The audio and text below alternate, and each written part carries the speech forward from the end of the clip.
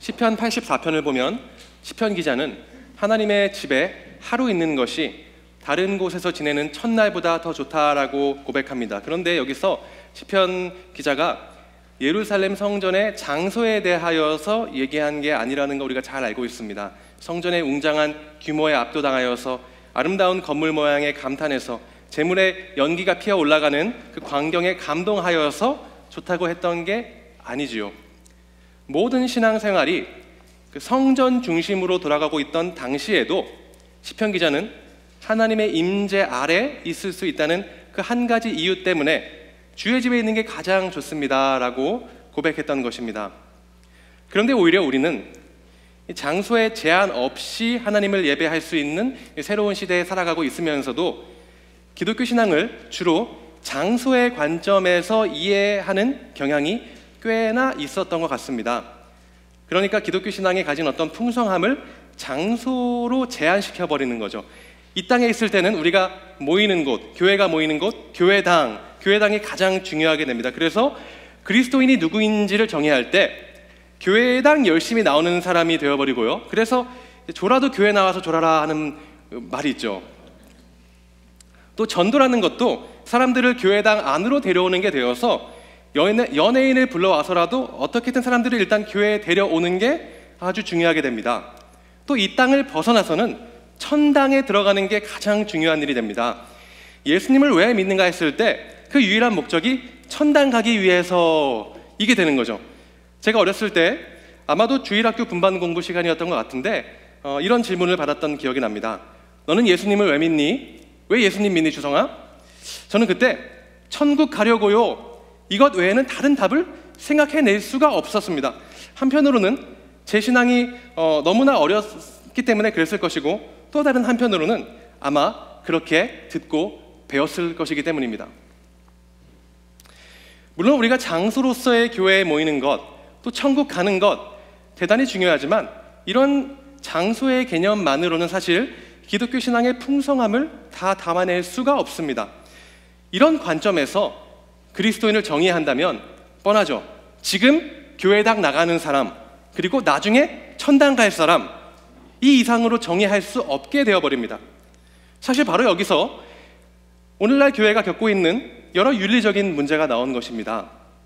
예배당 나가는 게 중요하니까 교회 바깥에서의 삶의 모습은 중요하지 않게 되어버려서 세상에서와 교회에서와 그 모습이 너무나 다른 삶이 나오게 되고, 교회 건물은 화려하게 지어지고 있지만 주변에 소외받는 이웃들에 대한 관심은 상대적으로 아주 적고, 이웃을 전도하려고 교회당으로 이끌려는 노력은 많이 있지만 이웃을 사랑하는 데는 약한 그런 모습들입니다.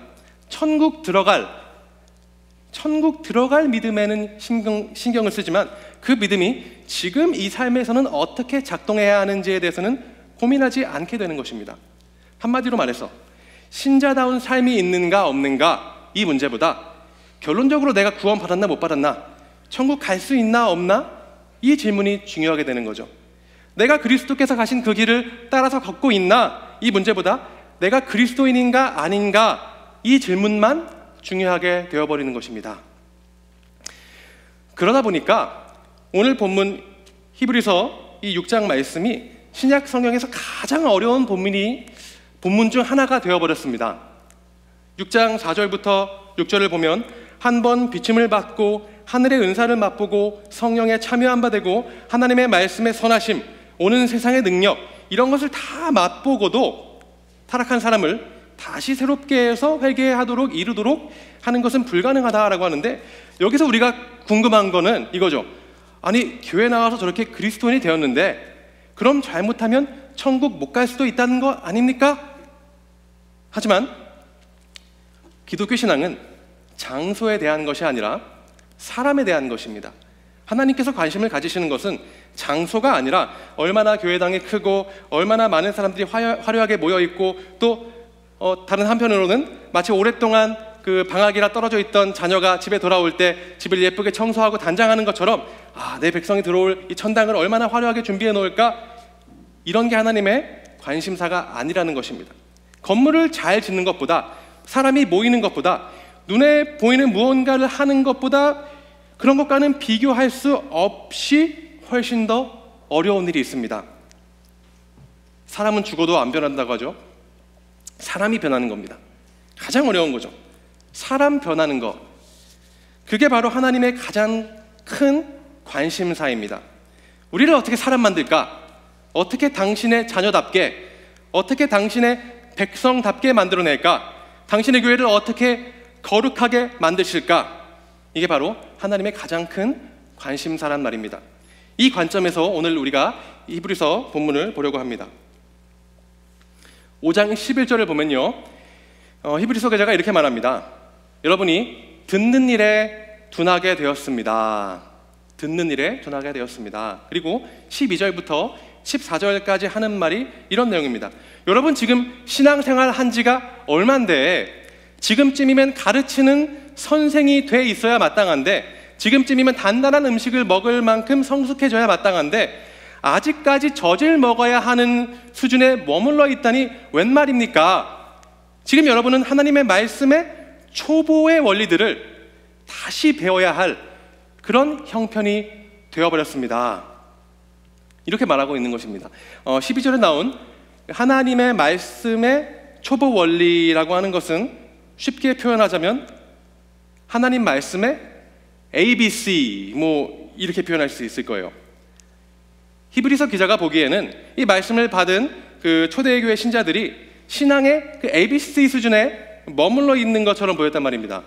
이 정도 시간이 흘렀으면 대학교 강의실에 가서 문학을 논하고 철학을 논하고 예술을 논하고 과학을 논해야 마땅한데 지금 알파벳 노래를 부르고 있단 말입니다. 사실 히브리서 말씀을 처음 받았던 초대교회의 그 유대교 출신 히브리파 신자들의 그 상황이 좋진 않긴 했습니다. 유대교 신앙을 버리고 유대교 사회에서 완전히 떨어져 나가는 그런 어려움을 감수하면서까지 그 예수님을 믿은 큰 결단을 했는데 이제 로마의 교회까지 그들을 박해합니다. 힘들죠. 고난과 박해, 또 유대교로 다시 돌아가고 싶은 그런 유혹, 이런저런 삶의 문제들에 짓눌려서 하나님의 말씀을 듣는 그 귀가 먹먹해져 버린 겁니다. 11절 말씀처럼 듣는 일에 둔하게 되어버렸습니다. 내가 지금 고난당하고 있는데, 먹고 사는 것도 힘든데, 지금 내가 가족들 먹여 살리려면 얼마나 힘든데, 요즘 비즈니스도 예전 같지 않고 삶이 쉽지 않은데 이 정도 신앙이면 됐지, 알파벳 26개 다 외웠으면 됐지, 뭘 또 해야 하나, 더 하기 싫다는 거죠. 하지만 지금 히브리서 기자가 말하고 싶은 거는 하기 싫어서 안 하면 젖먹는 아이라는 겁니다. 지금 갓난아기도 아니고 이 정도 컸으면 하기 싫어도 해야 할 게 있다는 말이죠. 편하고 싶은 거, 어떻게 보면 우리의 사실 본성이죠. 다 편하고 싶죠. 예전에 제가 한국에서 고등부 학생들을 맡아서 제자반 모임을 하는데 제가 뭐 성경 말씀, 교리적인 내용 이런 거 가르치면 애들 표정이 거의 막 죽으려고 해요. 막 괴로워합니다. 막 고문당하는 것 같아요. 물론 재미있게 못 가르친 저의 탓이 가장 크긴 하지만 어쨌든 그런데 가끔씩 나가서 햄버거를 먹는다. 그럼 얼굴이 밝아집니다. 행복해지죠. 사실 다 큰 어른도 마찬가지입니다. 제가 얼마 전부터 학교에 계시는 전도사님, 목사님 몇 분과 그 짐에 가서 운동을 하는데 그분 한 분이 운동을 참 좋아하시고 오랫동안 하셔서 뭐 운동 방법, 자세 이런 거를 잘 아세요. 그래서 같이 우리가 운동을 가면 트레이너처럼 우리를 잘 이렇게 지도해 주시는데 우리가 그래서 코치님이라고 불러요. 근데 그 코치님이 어느 날 못 가게 됐습니다. 무슨 일이 벌어졌을까요? 코치님이 못 가면 참 이렇게, 코치님이 있을 때는 우리가 막 하다가 힘들어서 더 이상 막 무게를 들 힘이 없을 때에도 옆에서 막 힘을 보태 주시죠. 자, 몇 개만 더 합시다. 도와주시니까 안 할 수가 없어서 아주 열심히 운동을 합니다. 다음날 막 팔이 안 들릴 정도로 운동하는데 코치님이 안 계시니까 3명이서 기구 하나 가지고 20분 하다가 돌아가면서 오늘 힘드네요. 이 정도 했으니까 같이 햄버거를 먹으러 갈까요? 그래서 밤 10시에 맥도날드 가서 햄버거를 먹었다는 것입니다. 근육을 만들러 갔다가 살을 만들어서 돌아왔죠. 결론은 애나 어린이나 햄버거를 좋아한다는 거죠. 다 편한 걸 좋아한다는 것입니다. 우리가 영적으로 그렇습니다. 편한 게 좋죠. 영적인 게으름에 빠지기가 참 쉽습니다. 저도 그렇고요. 마치 나는 더 이상 잘하고 싶지 않아요. 지금이 좋아요. 지금 신앙에 만족해요. 영적인 피터팬 증후군이라고나 할까요? 하지만 신앙에 있어서는 문제가 내가 이 정도 만족한다, 지금 신앙을 유지한다, 이런 개념 자체가 불가능하다는 게 문제입니다. 특히 우리가 살고 있는 이 세상은 결코 우리의 신앙이 가만히 있도록 내버려 두지 않습니다. 신앙은 전진하던가 아니면 흘려 떠내려 가버리던가 이 둘 중에 하나밖에 없습니다. 그래서 오늘 본문에서 히브리서 기자가 말하죠. ABC에 머물러 있지 맙시다. 초보적인 수준에 머물러 있지 맙시다. 젖만 먹지 말고 이제는 조금 단단한 음식을 먹읍시다. 6장 1절부터 2절을 함께 읽어봅시다. 시작. 그러므로 우리는 그리스도에 관한 초보적 가르침을 넘어서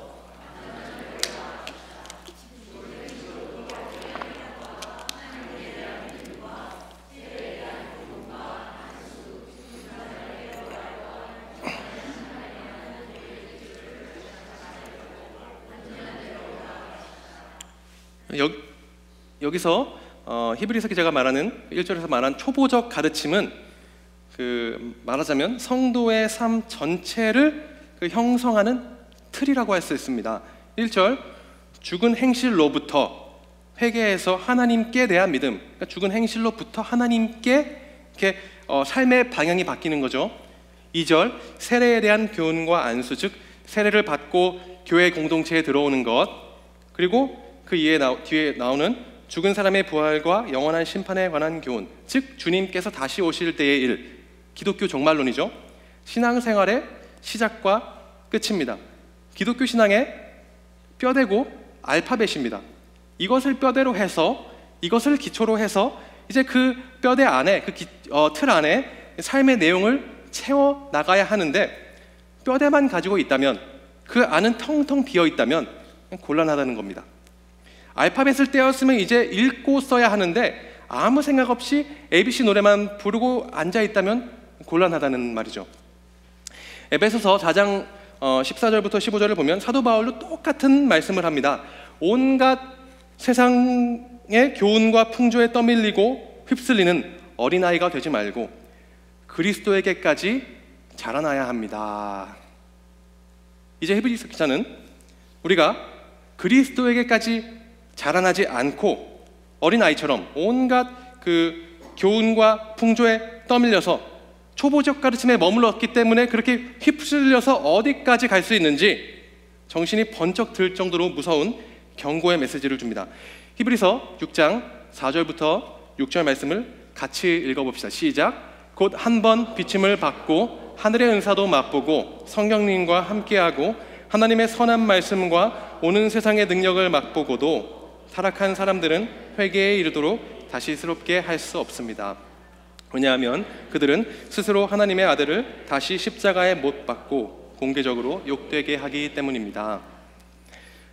신학적으로 대단히 많은 논쟁이 오랫동안 있었던 구절입니다. 왜냐하면 신학 성경을 보면 구원받은 사람은 결코 구원을 잃어버리지 않는다는 분명한 말씀들이 여러 곳에 나오기 때문입니다. 예를 들어 한 구절만 보면 요한복음 10장 27절부터 29절 말씀입니다. 주님께서 말씀하십니다. 27절, 나는 내 양들을 안다.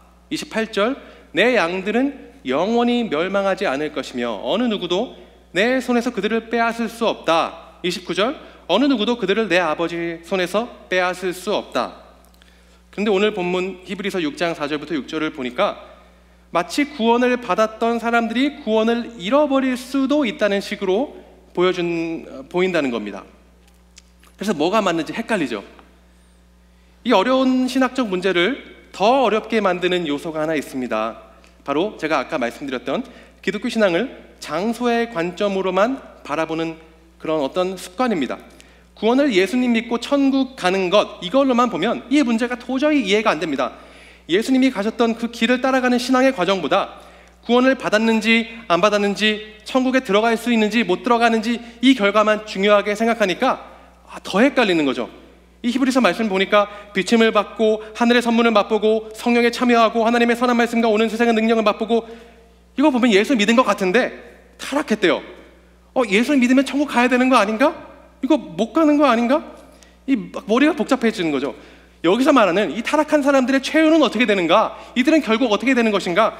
천국을 갈 수 있었는데 마지막에 삐끗해서 못 들어가게 된 것인지, 애초부터 천국에 못 들어갈 사람이었는데 천국 근처에서 기웃거리다가 결국 못 들어가게 된 것인지, 아니면 천국에 들어가긴 하는데 면류관은 못 받고 개털 모자 쓰게 되는 건지 모르겠는 거죠.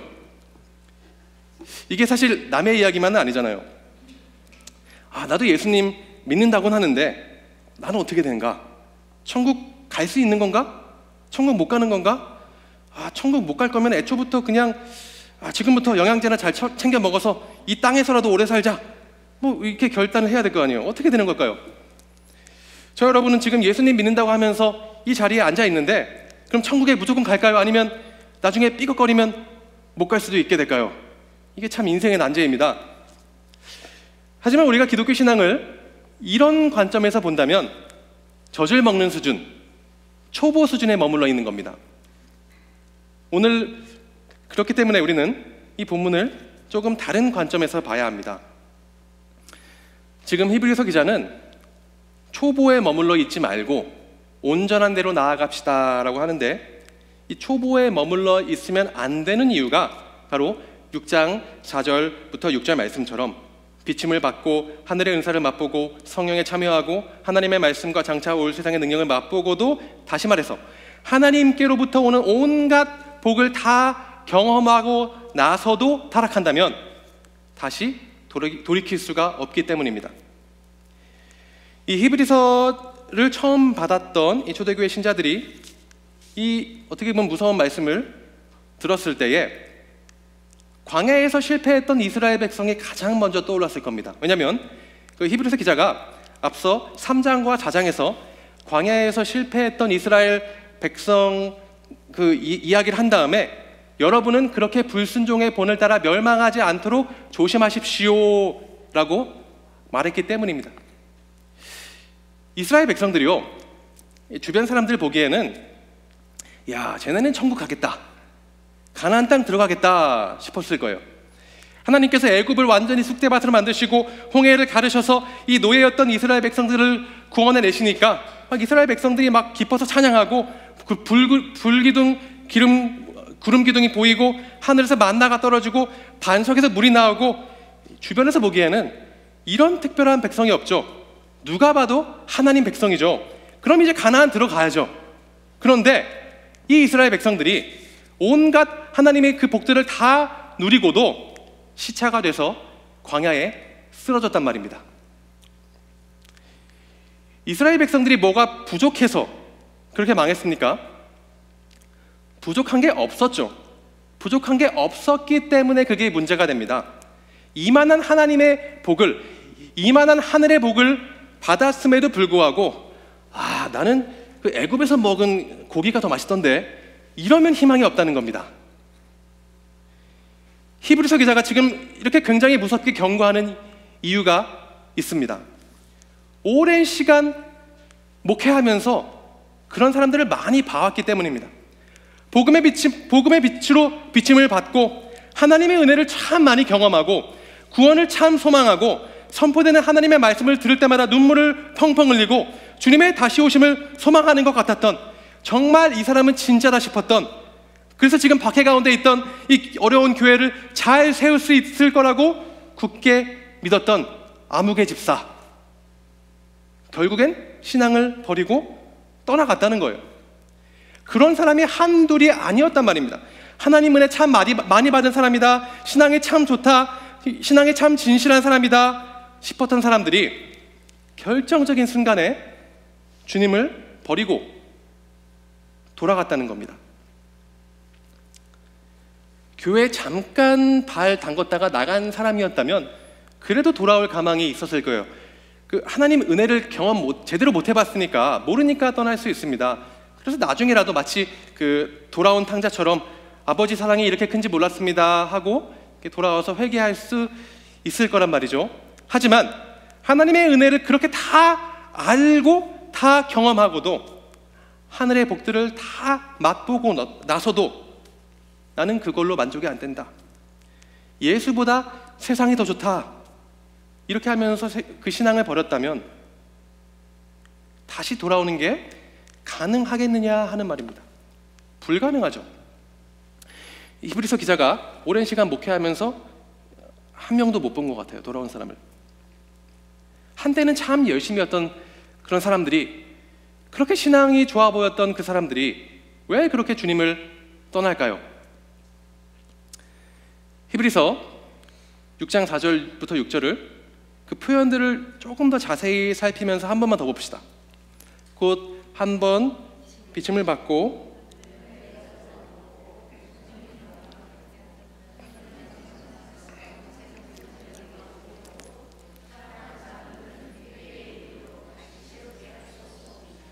복음의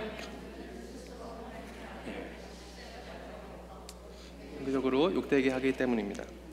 그 복음의 빛으로 비침을 받고 하늘의 은사, 다시 말해 구원을 맛보고 성령에 참여한 바 되고 하나님의 말씀의 선하심을 맛보고 그 초대교회가 세워질 때의 그 기사와 이적들, 앞으로 올 하나님의 나라의 능력이죠. 그걸 미리 맛보고 다 좋은 겁니다. 다 복이죠. 다 달콤한 경험입니다. 쓴맛이 없어요. 고난이 없습니다. 그리스도의 고난에 참여하지 못했어요. 다시 말해서 복만 추구하다가 원하는 게 더 이상 나오지 않을 때에 타락이 일어나는 겁니다. 마태복음 13장의 그 씨 뿌리는 사람의 비유를 보면 이런 모습이 나옵니다. 돌밭에 떨어진 씨, 가시덤불에 그 떨어진 씨를 보면요, 말씀을 즉시 기쁘게 받는데 고난이나 핍박이 오면 혹은 세상의 유혹이 오면 넘어져서 열매를 못 맺어요. 내 마음에 드는 것까지는 오케이. 그런데 고난이 오면 이거는 내가 생각하던 기독교가 아닌데, 신앙이 아닌데 하고 떠나는 딱 이 모습이죠.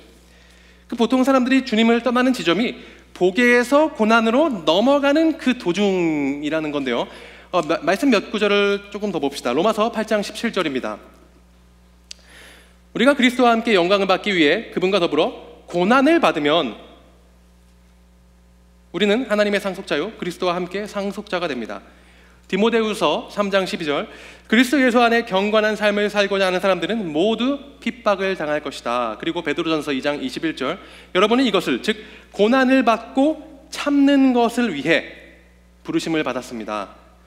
그리스도께서도 여러분을 위해 고난을 당하시고 여러분에게 본을 남겨주심으로 그분의 발자취를 따르게 하셨습니다. 이 구절들이 우리가 성경을 읽다가 만나게 되면 자꾸 피하게 되고 그 멈춰서 깊이 묵상하기는 조금 꺼려지는 구절들 아닙니까? 그리스도를 따르는 데에는 고난이 패키지로 따라온다는 겁니다. 성경의 가르침, 참된 신앙은 거기까지 나아가야 한다는 것입니다. 복을 넘어서 고난을 받고 인내해 봐야 합니다. 달콤함을 맛보는 걸 넘어서 쓴맛을 봐야 합니다. 주님 이름 때문에 아파봐야 합니다. 주님 이름 때문에 손해보는 걸 경험해 봐야 합니다. 이게 왜 중요하냐면 예수를 믿는다고 하다가 신앙을 중간에 버리고 떠나는 사람들을 보면 공통점이 하나 있는데 예외 없이 그 자신들만의 어젠다가 있었다는 거죠. 내가 신앙생활에서 이거 잃어보겠다 하는 것, 뭐 예를 들어 다양해요. 물리적인 복, 마음의 평안, 어떤 신령한 경험, 자아실현, 사람들의 인정, 교회라면 이런 것을 꼭 해야지, 뭐 이런 것들, 크고 작든 어떤 모양이든 뭔가 하고 싶은 게 있는데 그게 안 되면, 그 필요들이 채워지지 않으면, 그 대신 전혀 바라지 않던 고난 같은 게 찾아온다면 언제든 신앙을 버릴 준비가 되어 있는 것입니다. 결국 자기 자신을 원하는 게 가장 중요한 거죠. 다시 말하면 전적인 순종이 없는 겁니다. 그런데 히브리서 5장 8절부터 9절을 보면요, 그분은 아들이신데도, 주님 말씀이죠, 고난을 당하심으로 순종을 배웠습니다. 또한 그분은 완전케 되셔서 그분을 순종하는 모든 사람들에게 영원한 구원의 근원이 되셨습니다. 순종은 고난을 통해서 배울 수 있는 것이고, 또 구원은 순종하는 자들을 위한 것이라고 합니다. 다시 말해서 고난이 없으면 순종도 없고, 순종이 없으면 구원이 없단 말이죠. 그러니까 그 예수님을 떠났던 사람들, 신앙이 참 좋아 보였지만 예수님을 떠났던 사람들을 잘 보면 어떤 믿음의 모양은 있었지만 구원에 이르게 하는 믿음은 없었던 것입니다. 바로 이게 신앙의 초보의 모습, 듣는 일에 둔해진, 듣지 않는, 순종하지 않는 그런 모습입니다.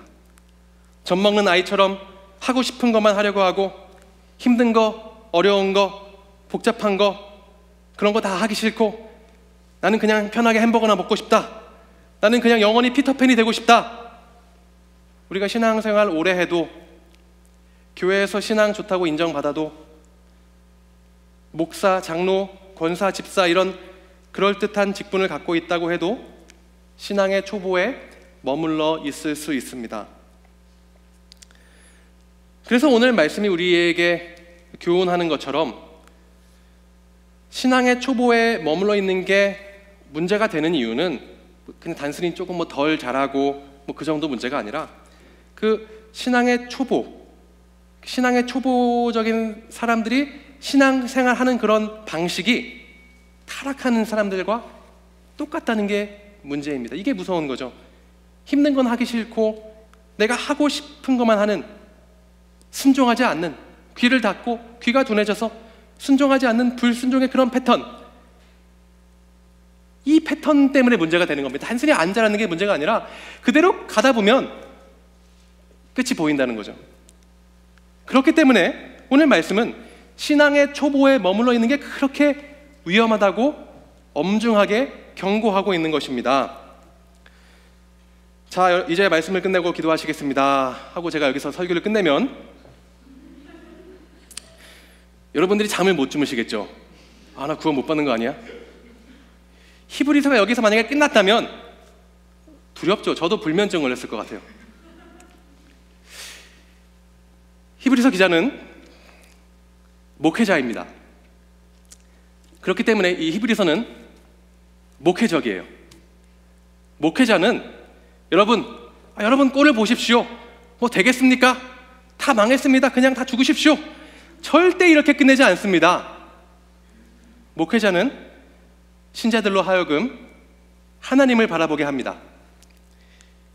지금 이제 히브리서 기자는 우리를 하나님을 바라보도록 이끌고 있는데요, 분위기를 완전히 반전시키는 6절 말씀을 한번 함께 읽어봅시다. 시작. 죄송해요. 6절이 아니라 9절 말씀입니다. 9절. 시작. 그러나 사랑하는 여러분, 우리가 이렇게 말하지만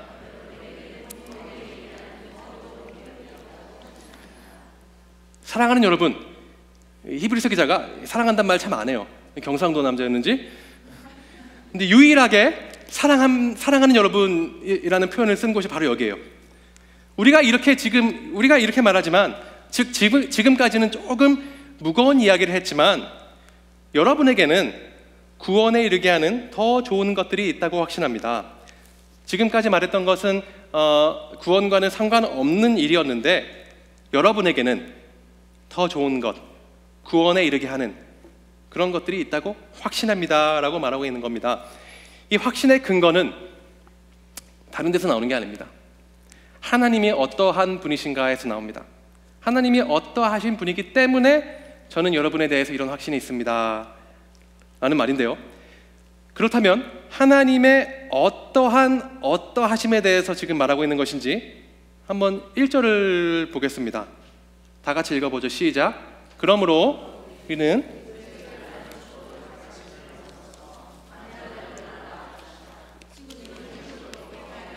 네, 여기까지 읽으시면 되겠습니다. 네. 완전한 대로 나아갑시다. 초보를 탈출합시다. 이 말이 열심히 노력해서 조금씩 진보해 갑시다, 조금씩 성숙해 갑시다, 이런 정도의 의미가 아니라 훨씬 더 풍성한 의미가 있습니다. 여기서 완전한 대로 나아갑시다라고 할 때 이 완전한 대라는 말은 지금까지 예수님을 가리킬 때만 사용됐던 단어입니다. 이게 어떤 단어냐면 성숙함 이런 정도의 단어가 아니라 그야말로 perfection, 완전함, 점점 나아지고 좋아지는 어떤 성숙해지는 과정이 아니라 그냥 완벽한 상태를 말하는 거예요. 아직까지 신앙의 초보에 머물러 있는 사람한테 예수님처럼 완벽하게 되어라 라고 하는 겁니다. 좀 굉장히 무리가 있는 부탁이긴 한데, 그런데 여기서 나아갑시다 라는 동사가 재밌어요. 이 기본적인 의미가 끌고 가다, 짊어지다 이런 말입니다. 그런데 이 동사 형태가 수동형이에요. 히브리서 기자가 단순히 그냥 가자, 나아가자 라는 동사를 쓰지 않고 굳이 끌고 가다, 짊어지다 라는 동사의 수동형을 썼다는 것은 무슨 의미겠습니까? 완전함으로 이끌려가자, 완전함으로 이끌려가자. 하나님께서 우리를 이끌고 가신다는 겁니다. 하나님께서 어떻게든 우리를 짊어지고 가신다는 겁니다. 어디까지 갑니까? 완전함으로, 예수님을 닮은 완전함까지. 그게 바로 우리가 받은 부르심입니다. 우리는 그냥 햄버거 먹으면서 편하게 앉아있고 싶은데 하나님은 그것과 상관없이 우리의 의지가 어떠하든지 우리를 부르셨다면 어떤 수단을 써서라도 거기까지 어떻게든 끌고 가고야 마신다는 겁니다. 히브리서 기자가 이 이야기를 하면서 떠올리는 사람은 아브라함입니다. 아브라함의 삶을 보면 하나님께서 우리를 어떻게 완전함으로 이끄시는지 어떤 그런 그림이 됩니다. 교훈이 있습니다. 그래서 오늘 본문 마지막 절 12절을 보면요, 여러분 게으른 사람이 되지 말고 믿음과 인내로 약속을 상속받은 사람들을 본받으십시오 라고 한 다음에 바로 뒤에 13절을 보면 아브라함 이야기를 하죠. 하나님께서 아브라함한테 아들을 주시겠다고 약속했던 게 아브라함이 75세일 때입니다. 그런데 하나님은 25년이 지나고 나서 아브라함이 100세가 되었을 때 이삭을 주십니다. 여기까지만 보면 하나님이 아들 주셔서 감사하긴 한데 더 빨리 주셨으면 좀 좋았을 텐데 왜 굳이 줄 듯 말 듯 하시면서 마치 밀당하듯이 하시면서 왜 이렇게 늦게 주셨나. 25년 동안 내가 그때만 생각하면 눈물이 나는데 내가 아들 없는 서러움 때문에 온갖 고난과 시련을 다 당하고 하갈 때문에 사라랑 이혼할 뻔하고 내가 25년 동안 감사하긴 하지만 좀 이해가 좀 안 되네. 이럴 만하죠, 아브라함이. 우리가 아브라함이 이삭을 바치는 순종까지 같이 봐야 하나님의 계획이 이해가 됩니다. 하나님께서 아들을 주신 후에 얼마 안 됐어요. 그렇게 오랫동안 기다린 후에 마침내 받은 그 귀한 금싸라기 같은 아들을 다시 내놓으라고 하시죠. 너가 사랑하는 그 아들을 번제물로 바쳐라. 그리고 아브라함은 정말 바치려고 했습니다. 이게 무슨 말입니까? 하나님의 목적은 단순히 약속한 것 주시는 것, 그 정도에 머물지 않는다는 것입니다. 복 주시는 것, 그 정도에 머물지 않는다는 것입니다. 그 아들을 다시 내놓을 수 있는 순종의 자리까지 이끄신다는 겁니다. 우리가 젊은 시절에 얻은 그 자녀들도 얼마나 귀합니까? 그런데 100세에 얻은 그 하나뿐인 아브라함이 자기 목숨보다 100배는 더 사랑했을 그 아들 이삭을 바칠 수 있는 완전한 순종의 자리, 완전함, 그 자리까지 이끄신다는 거예요. 그리고 그 지나간 25년의 그런 인내와 고난, 그 시절의 25년의 의미도 바로 이 마지막 시점에서 비추어 볼 때 해석이 되는 거죠. 그 신앙의 ABC를 넘어서 온전함에 이르도록 순종을 배워나갔던 시간이었던 겁니다. 아까 봤던 히브리서 5장 8절부터 9절을 다시 보면 이제 여기에 어떤 아브라함의 삶의 그런 패턴이 보입니다. 아브라함은 마치 예수님께서 고난을 당하심으로 순종을 배우신 것처럼 그렇게 고난을 오래 참고 견뎌서 아들을 내놓을 수 있기까지의 그런 온전한 순종을 배웠습니다. 그래서 완전하게 되었습니다.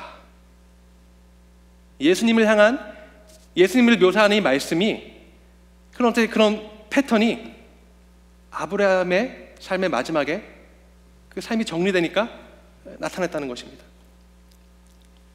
구원은 단순히 예수님 잘 믿고 열심히 신앙생활해서 천국에 무사히 들어가는 그 정도가 아닙니다. 예수님의 수준까지 이끌려가는 것입니다. 하나님께서 우리를 꽉 붙잡으셔서 예수님의 온전하심까지 끌고 가신다는 겁니다. 예수님의 온전하심이기 때문에, 다른 온전함이 아니라 예수님의 온전하심이기 때문에 우리는 예수님이 온전하게 되신 바로 그 길을 따라서 똑같이 끌려갑니다. 이끌려갑니다. 그게 바로 고난이죠. 고난을 오래 참고 견디는 겁니다. 아까 봤던 베드로전서 2장 말씀처럼 고난을 받고 참는 게 우리의 부르심이랍니다. 우리가 만나는 모든 고난들, 유혹들, 우리 입장에서는 막 쥐어짜내는 것 같잖아요. 짐에 가서 운동할 때 마지막 한 개 들어야 하는 것처럼 막 죽을 것 같은데, 여기에 하나님의 은혜가 사실 여기에 있습니다. 이 성도의 고난과 은혜에 관련해서 마지막으로 짧은 제 얘기를 하나만 할게요.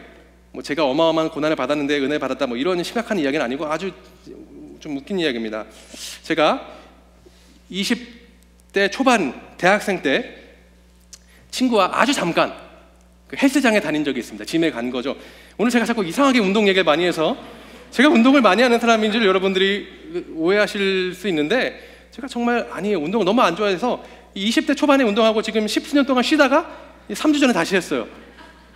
어쨌든 그 친구가 근육도 많고 힘이 셌는데 저를 얼마나 호되게 운동을 시키는지, 이제 힘이 빠져서 그 벤치프레스 이렇게 누워서 이렇게 드는 건데 힘이 다 빠져서 이제 못 들겠는데 한 개만 더, 오케이, 한 개만 더, 이런 식으로 계속 시키는 거예요. 죽겠죠. 막 젖 먹던 힘까지 쥐어 짜내도 막 한 개를 더 못할 것 같은 그런 순간이 옵니다. 그런데 이 친구가 얼마나 독한 친구냐면요, 그때도 못 쉬게 해요. 어떻게 못 쉬게 하냐면 제가 모자른 힘만큼 이제 들어 올려줍니다. 같이 보태줍니다. 제 힘이 50 남았다 싶으면 50을 더해주고요, 제 힘이 30 남았다 싶으면 70을 더해주고요, 제 힘이 10 남았다 싶으면 90을 더해주고요, 제 힘이 1 남았다 싶으면 99를 더해줍니다. 그러다가 마지막에는 정말 제 힘은 전혀 없고 그 친구가 100 다 하는 거예요. 저는 그냥 이렇게 움직이기만 하고 힘은 드는데 내 힘은 아예 없고 그 친구가 운동을 하고 있어요. 바로 이 순간 그 친구의 온전한 그 친구의 힘만으로 바벨이 오르고 내려가는 그 순간만 딱 떼어서 보면 그게 성도의 삶입니다.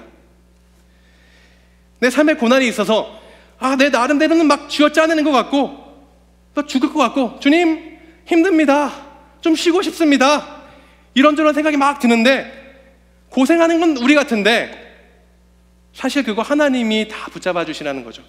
우리의 노력, 하나님의 은혜 100입니다. 하나님이 우리를 붙들어 주시고 우리는 은혜로 사는 겁니다. 근데 하나님이요, 결코 우리를 쉬게 하진 않으십니다. 우리를 부르신 그 자리로 이끄시기 위해서, 우리의 구원을 완성하기 위해서, 당신의 자녀답게 백성답게 어떻게든 만들어내시기 위해서, 그리스도의 온전함으로 끌고 가시기 위해서 하나님이 다 하시면서도 우리 못 쉬게 하시죠. 운동 다 끝나면 쉬라고 하십니다. 100개 더 남았다, 100년 남았다, 천국 가면 쉬어라. 그때 우리가 받을 칭찬은 내 힘과 노력이 하나도 안 들어갔으면서도 낑낑대면서 버티는 것 치고는 너무나 큽니다.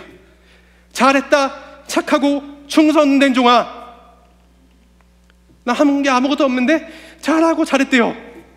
이게 하나님의 은혜입니다.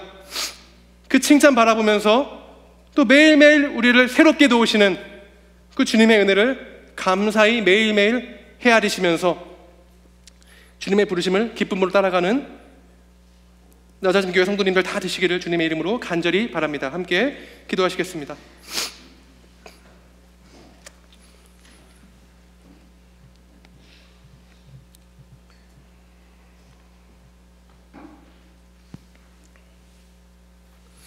살아계신 주님, 우리가 무엇이 간데 우리 같은 죄인을 위하여서, 우리 죄에 위하여서 그 무한한 가치의 보배로운 피를, 왜 우리를 위하여 그 소중한 피를 흘리셨습니까? 그 무한한 가치, 그 피로 씻음받은, 그 피로 구속함을 받은 것에 걸맞은 그 자리로 우리를 이끄시는, 우리를 붙드시는 그 은혜를 우리가 조금이라도 더 헤아려 보기 원합니다. 우리의 듣는 귀를 열어주셔서 우리의 귀가 둔해지지 않게 하시고, 하나님이 우리를 이끄시는 그 자리까지 나아가는 그 순종의 귀를 허락하여 주셔서 우리가 매일매일 살아갈 때에 낙심하지 아니하고, 우리가 매일매일 우리가 속하지 않은 이 세상에 살아갈 때에 많은 부딪히는 것들, 어려움, 시련과 유혹이 있을지라도 우리를 지금 붙들고 계시는 하나님의 은혜와 능력을 볼 수 있는 눈을 열어주시옵소서. 우리 안에 계신 성령님께서 우리를 끝까지 붙잡아 주셔서 우리가 인내하고 견디는 가운데 참된 소망을 맛보게 하시고, 그 인내와 고난이 주님 가신 길을 그대로 따라간다는 특권이라는 사실을 우리가 깨닫고 감사하며 나아갈 수 있는 성숙한 신앙을 허락하여 주시옵소서. 우리의 믿음을 키워주시고 우리의 마음을 부드럽게 해주시고, 우리가 자원하는 마음으로, 기쁜 마음으로 그 온전함에 이르기까지 순종함으로 끌려갈 수 있도록 주님 우리를 붙잡아 주시옵소서. 예수님의 이름으로 기도합니다. 아멘.